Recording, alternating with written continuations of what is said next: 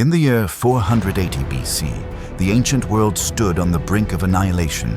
Across the Aegean Sea marched one of the largest armies humanity had ever witnessed, a force so vast that, according to Greek writers, it drank rivers dry as it passed. At its head was Xerxes I, the Persian god king, determined to crush a rising idea he saw as dangerous: democracy. But standing between this colossal empire and the vulnerable Greek city-states was a narrow mountain pass called Thermopylae, the Hot Gates.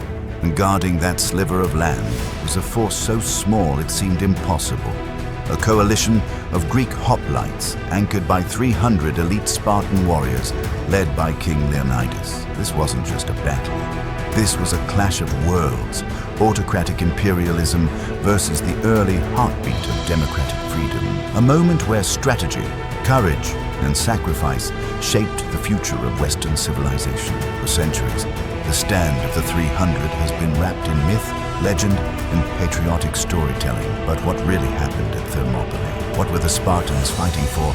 And how did this desperate last stand echo through history long after the final spear had fallen? Today, we uncover the truth behind one of history's most iconic standoffs and why its significance still matters nearly 2,500 years later.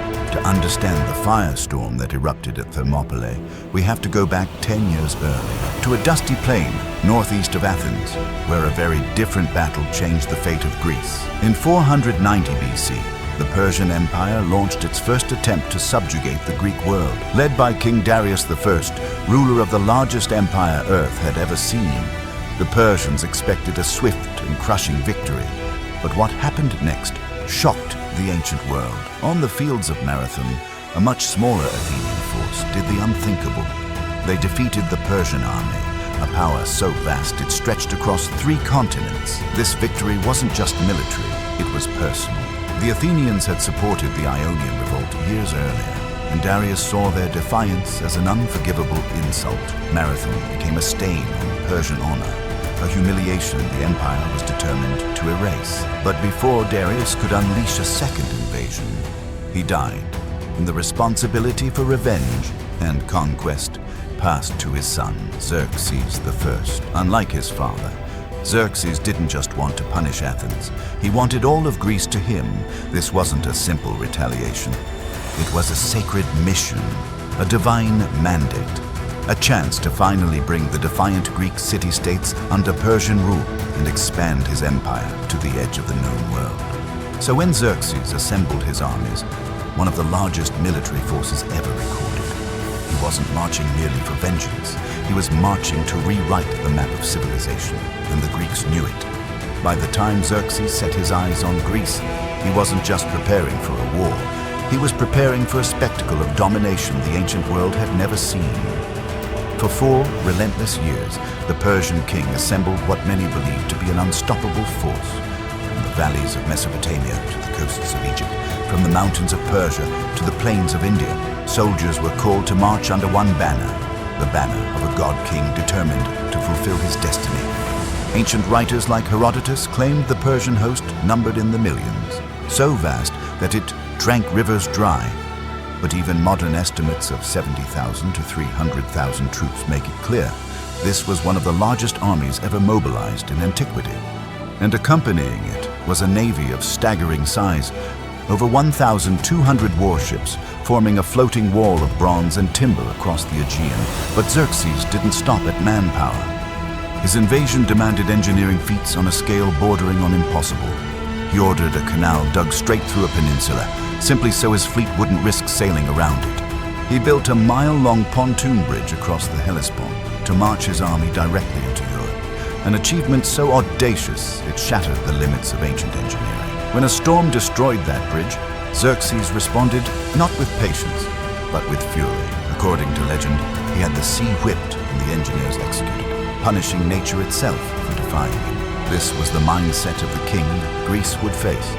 A ruler who believed he held divine authority, a man willing to reshape the earth to achieve his conquest. So as the Persian war machine thundered south, its banners blackening the horizon, the Greek world was seized with a single, chilling realization.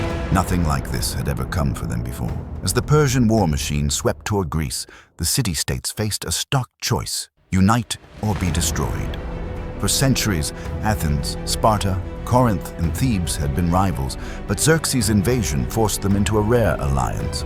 The Hellenic League Athens took command of the seas, while leadership on land naturally fell to Sparta, a society built around war. To understand why 300 Spartans marched knowingly to their deaths, you have to understand Sparta itself. From age 7, boys entered the Agoge, a harsh, state-run system that forged them into obedient, relentless soldiers. Pain was training.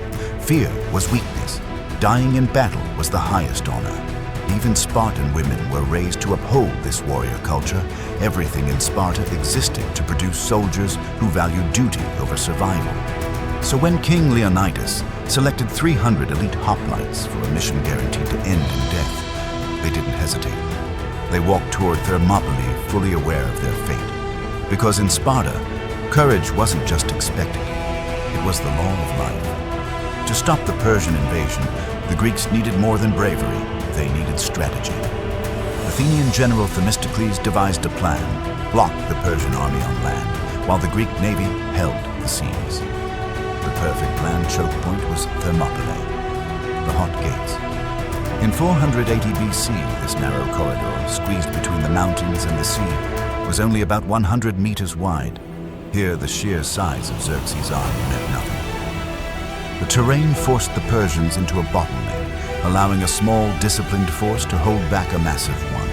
But Sparta faced a dilemma. Religious festivals, the Olympics and the Carnia, prevented them from sending their full army.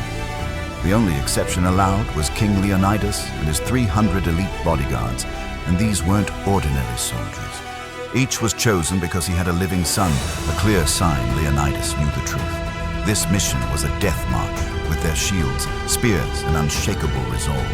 The 300 Spartans marched toward the hot gates, not expecting survival, but determined to buy Greece the time it desperately needed before Leonidas ever lifted his spear. A prophecy sealed his fate. At Delphi, the oracle delivered a chilling message. Either Sparta would burn, or a Spartan king must die. For Leonidas, raised in a culture that worshipped duty and sacrifice, the answer was obvious. If a king's death could save his people, then his path was already chosen. As he marched north, Leonidas gathered a small allied force, around 7,000 Greek troops from cities like Thespiae, Thebes, and others willing to make a stand.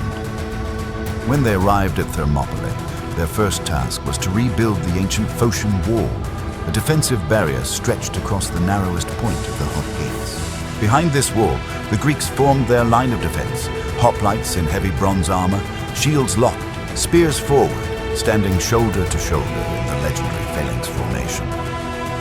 It was here, in this narrow pass, with prophecy hanging over them, that Leonidas and his men prepared to face the greatest army the ancient world had ever seen. When Xerxes reached Thermopylae, he expected the Greeks to surrender. Instead, they stood their ground. After 4 days of silence, he demanded they lay down their weapons. Leonidas replied with the iconic challenge, "Mollem Lebe, come and get them." The battle opened with a sky-blackening volley of Persian arrows. The Spartans answered calmly, "Then we will fight in the shade." Greek shields absorbed the barrage, and when the Persians charged, the narrow pass turned into a slaughterhouse. Wave after wave broke against the disciplined phalanx, unable to outflank or overwhelm the Greeks in the tight corridor. Even the elite immortals failed. Cut down and crushed by their own numbers in the chaos, the Greeks fought in organized relays, staying fresh while the crowded Persians trampled one another. For 2 days straight, the unthinkable happened. A few thousand Greeks held back one of the largest armies the ancient world had ever seen. On the second night, everything changed. A local Greek, Ephialtes, betrayed the defenders and revealed a hidden mountain path. The Persian immortals slipped behind the Greek line, sealing their fate. Realizing the pass was lost, Leonidas dismissed most of the allied troops, saving them for future battles. He and his 300 Spartans stayed, along with 700 Thespians who chose to die beside them. Most of the Thebans surrendered. The next morning, the final stand began. Leonidas and his men charged into the open, fighting with unmatched fury. When spears broke, they used swords. When swords shattered, they used their hands. Leonidas fell, and the last survivors made their final stand on a small hill before being buried under a storm of arrows. Xerxes, furious at their resistance, mutilated Leonidas's body, a sign of how deeply the Spartans had wounded his pride. But their sacrifice was not in vain. The delay at Thermopylae bought Greece precious time. Soon after, Themistocles crushed the Persian navy at Salamis. In the following year, united Greek forces defeated the Persians at Plataea, ending the invasion for good. Thermopylae became more than a battle. It became a symbol of courage in the face of impossible odds. A stone at the site carried their immortal words: "Go tell the Spartans, stranger passing by, that here, obedient to their laws, we lie." The story of Thermopylae isn't just about 300 Spartans. It's about what a small group of free people can do when they refuse to bow to tyranny. It's a reminder that even the mightiest empires can be stopped by courage, unity, and sacrifice. And that sometimes the greatest victories are won not in survival, but in how we choose to stand and fall.